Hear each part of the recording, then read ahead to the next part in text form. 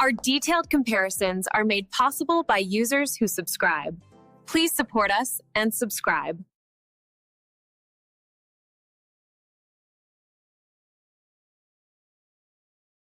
Okay, so we're looking at two renewed super-automatic espresso machines, right?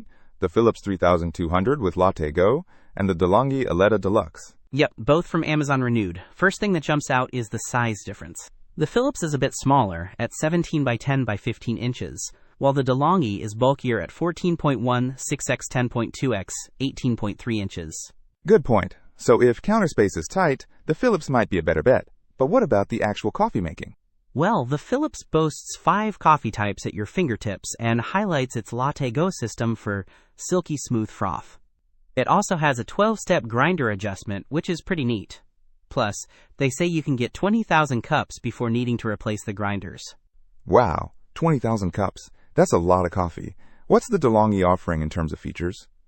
The De'Longhi emphasizes bean-to-cup freshness with its built-in steel burr grinder.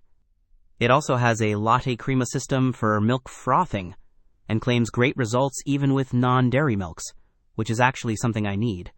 It also highlights its 15 bar pressure for barista-quality drinks. Okay, so both have integrated milk systems, but the Philips focuses on ease of cleaning with its two-part system. The De'Longhi doesn't really mention cleaning specifically. True, and the Philips also mentions AquaClean Filter, promising up to 5,000 cups without descaling. That's a big plus for convenience. Definitely. How about reviews? The Philips has 19 ratings, averaging 4.1 stars.